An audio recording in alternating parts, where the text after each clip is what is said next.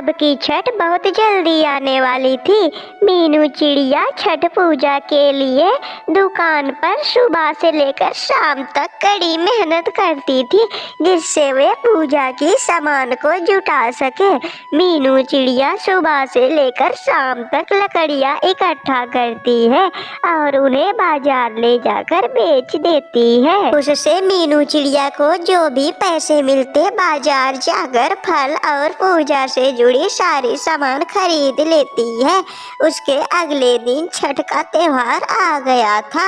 सभी पक्षियाँ छठ त्योहार मनाने की तैयारियां कर रही थी। मीनू चिड़िया बड़े धूमधाम के साथ छठ का त्योहार मनाती है। कुछ दिन बीत गए थे। मीनू चिड़िया ने अपने घोंसले में एक अंडा दिया था। फिर कुछ दिन बीत जाते हैं। अब उन अंडों से एक बच्चा बाहर आता है। अब जग्गू बड़ा हो गया था। मम्मा, मैं जरा बाहर जा रहा हूँ खेलने के लिए। मेरे आने तक आप अच्छा सा खाना बनाकर तैयार रखिएगा। मम्मा, मेरे लिए एक गिलास दूध भी रखिएगा। जग्गू उड़ते उड़ते एक बाग में पहुँच जाता है और वहाँ से बहुत सारे फल को देखता है और उन्हें तोड़ तोड़ कर खाने लगता है। ऐसे में कुछ दिन बीत जाते हैं। अब जग्गू बड़ा हो गया था। अब मीनू चिड़िया अपने बेटे जग्गू को अपने साथ साथ काम पर ले जाने लगती है। जग्गू बेटे, आज से आप हमारे साथ काम पर चलेंगे। मैं चाहती हूँ कि मेरे बूढ़े होने तक आपको मैं अपने पैरों पर खड़ा होना देखना चाहती हूँ। बेटा, मैं तो 2-4 साल में बूढ़ी हो जाऊंगी। मीनू चिड़िया और जग्गू काम पर जाने के लिए निकल जाते हैं। जग्गू बेटा, आज मैं बैठी रहूंगी और सारे काम आपसे कराऊंगी ताकि आपको सारे काम अच्छे से आ जाए। जग्गू बेटा, सबसे पहले हरे हरे बांस को आपको काटना पड़ेगा और उन्हें बांधना पड़ेगा। फिर उसके बाद हम इन्हें अपने घर ले जाएंगे। फिर जग्गू उन बांस को तोड़ लेता है और वे दोनों घर जाने के लिए निकल देते हैं। तभी उन्हें रास्ते में किसी की रोने की आवाज सुनाई देती है। वे दोनों जब नीचे आकर देखते हैं तो सुंदरी कौवे रो रही थी। सुंदरी बहन, आप रो क्यों रही हैं? लेकिन आप यहाँ पे क्या कर रही हैं? आपको तो अपने घर पर होना चाहिए। इस कड़ी धूप में आप यहाँ क्या कर रही हैं? मीनू चिड़िया, मेरे बच्चे ना होने के कारण मेरा पति कालू मुझे घर से बाहर निकाल दिया है। उसने कहा है कि अगर सुंदरी तेरे बच्चे नहीं होंगे तो मैं तुझे अपने घर में नहीं रख सकता और मुझे बात बात में धमकी देता है कि मैं तुझे छोड़कर किसी और पक्षी से शादी कर लूँगा। अच्छा मीनू चिड़िया, अब आप ही बताइए मेरी इसमें क्या गलती? अगर भगवान ने मुझे बच्चा नहीं दिया तो मेरी इसमें क्या गलती? मैं और क्या कर सकती हूँ? लेकिन मेरा पति कालू ये बात तो समझता नहीं, बस मेरे ऊपर जुल्म ढा रहा है और मुझसे घर से बाहर निकाल दिया।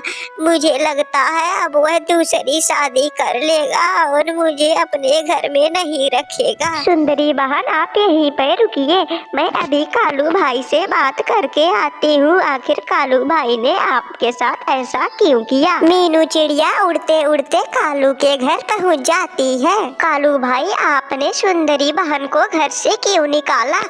आपने बहुत गलत किया। आपको ऐसा नहीं करना चाहिए। आखिर उसमें सुंदरी बहन की क्या गलती? ये तो भगवान बेटे बेटी को देता है। आपको इतनी सी बात समझ में ना आई, आपने सुंदरी बहन को घर से बाहर निकाल दिया। लेकिन मीनू चिड़िया, मुझे एक बेटे की जरूरत है। अगर सुंदरी जी मुझे बेटे देंगी तो मैं उन्हें दोबारा से अपने घर रख सकता हूँ। लेकिन तो कई महीने बीत गए, सुंदरी ने ना ही अंडा दिया और ना ही मुझे कोई खुशखबरी। तो आप बताइए मीनू चिड़िया, मैं क्या करूँ? मैं गुस्सा ना हूँ तो मैं क्या करूँ? अब मीनू चिड़िया सुंदरी के पास जाती है और उसे दोबारा से कालू के घर लाती है। सुंदरी सुंदरी जी, अब की बार छठ आने वाली है तो आप ऐसा कीजिए, आप अब की बार छठ का व्रत रखिए। छठ का व्रत रखने से छठ माता आपको पुत्र जरूर देंगी। पर चिड़िया, छठ का व्रत कैसे रखा जाता है? मैंने तो आज तक इसका नाम सुना नहीं था, लेकिन आपने बता रही है कि छठ का व्रत रखो। मुझे तो यहाँ तक नहीं पता व्रत रखा कैसे जाता है। मीनू चिड़िया सुंदरी को सारी बातें बता देती है।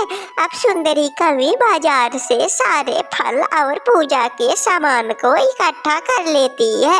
उसके कुछ ही महीनों बाद छठ का त्योहार आ जाता है। सुंदरी कवि उस छठ का त्योहार को बड़े धूमधाम के साथ छठ पूजा मनाती है। अब कुछ दिन बीत जाते हैं। सुंदरी ने एक अंडा दिया था। सुंदरी सुंदरी, आज मैं बहुत खुश हूँ, मैं पापा बन गया।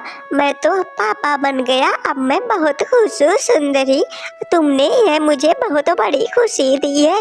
मैंने ये दिन का कब से इंतजार कर रहा था कि तू एक अंडा दे और उसमें से बच्चे निकले। सुंदरी, आज मैं पूरे जंगल में लड्डू जरूर बांटूंगा।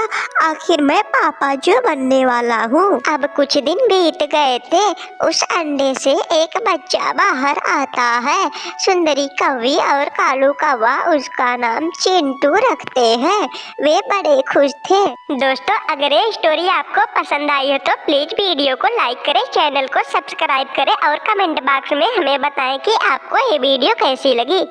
रात में जब सारे बच्चे सोए हुए थे तो उल्लू जगे हुए थे।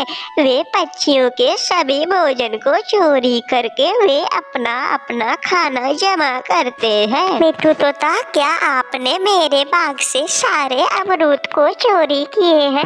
मैं आज सुबह देखी मेरे पेड़ पर कोई अमरूद नहीं थे। मुझे तो लगता है आप ही ने मेरे पेड़ से अमरूद को चोरी किए थे। पिछली बार आप ही ने मेरे अमरूद के पेड़ से अमरूद को तोड़कर लेकर भाग गए थे। अरे अरे मीनू चिड़िया, आप मुझे क्या कह रही है? पिछली बार मैंने जो गलती की थी उसका सबक मुझे बहुत अच्छे से मिला है। पिछली बार आपने मुझे चील से पिटवाया था, लेकिन मैं दोबारा ऐसी गलती नहीं किया हूँ। मैंने आपके पेड़ से कोई अमरूद चोरी नहीं किए। उधर कालू कौवा अपने बगीचे से घर वापस आता है तो कहता है कि सुंदरी, अब हम बर्बाद हो गए। लगता है हमारे बगीचे से किसी ने सारे आम तोड़ लिए हैं। आज सुबह मैं अपने बगीचे आम खाने गया तो देखा पेड़ पर एक भी आम नहीं है। लगता है किसी ने हमारे पेड़ से आम को चोरी कर लिए हैं। अब कालू कौवा उड़ते उड़ते चिंटू कबूतर के घर पहुंच जाता है। अरे चिंटू कबूतर, क्या तूने मेरे बाग से दोबारा आम तोड़ा है क्या? पिछली बार तूने तोड़ा था तो तुझे पता होगा मैंने तुझे कितनी मार मारा था। लगता है अब की बार फिर से तूने दोबारा वही गलती की है। सच सच बता दे, वरना अब की बार मैं तुझे मार मार कर तेरा कचूमड़ बना दूंगा। देखिए कालू जी, गुस्सा मत कीजिए, मुझे तो खुद नहीं पता ये सब कैसे हो रहा है। मेरे बाग से सभी फल गायब हो रहे हैं। मुझे खुद नहीं मालूम आखिर चोरी कर कौन रहा है। अभी अभी मीनू चिड़िया आई थी, उन्होंने कहा कि उनके बाग से किसी ने सारे फल को तोड़ लिए हैं। उसके अगले दिन कालू कौवा, मीनू चिड़िया, कबूतर, तोता चारों एक साथ बैठकर मीटिंग करते हैं कि अब की रात हम लोग सोएंगे नहीं। हम लोग अब की रात जागकर ये देखेंगे कि आखिर हमारे फल को चोरी कर कौन रहा है। शाम हो जाती है। जैसे ही उल्लू पेड़ों पर फल चोरी करने के लिए आते हैं, तभी मीनू चिड़िया, कालू कौवा वहाँ पर आ जाते हैं। अच्छा, तो चोर उल्लू है। हमें क्या पता कि चोर उल्लू भी हो सकता है। हम लोग तो अपने अपने कामों में व्यस्त थे, लेकिन ये उल्लू ने हमारी रातों की नींद खराब करके के रखी है।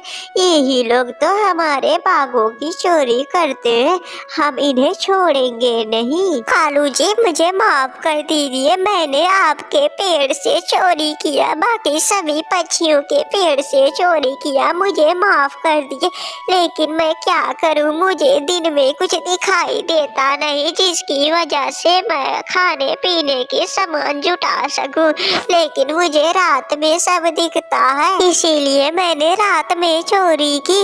मैं बाजार जाता हूँ तो मुझे कोई काम देता नहीं, कहते हैं कि ये उल्लू क्या काम करेगा, 2 रुपए की जगह दिन में 4 रुपए गिन देगा, इसीलिए ये कहकर मुझे कोई काम देता नहीं। मुझे छोड़ दीजिए, बदले में मैंने जो चोरी किए हैं वे सब मैंने इकट्ठे किए हैं, वे आप ले लीजिए और मुझे छोड़ दीजिए। आप कहेंगे तो मैं इस जंगल छोड़कर चला जाऊंगा, लेकिन मुझे मारिए मत। अब कुछ दिन बीत गए थे, जग्गू के सारे कपड़े पुराने हो गए थे, तो वह अपनी मम्मा से कहता है कि मम्मा त्योहार आने वाला है, मम्मा मेरे लिए नए कपड़े ले दो ना।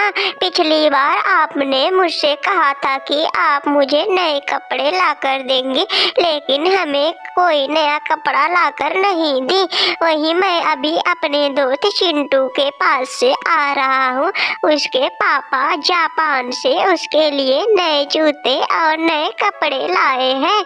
मैंने उन्हें देखा, वे बड़े सुंदर थे मम्मा, मुझे भी बिल्कुल वैसे ही चाहिए। अच्छा ठीक है बाबा, ठीक है, अब की बार मैं तुझे नए कपड़े जरूर लाके दूँ, बस 2 दिन रुक जा।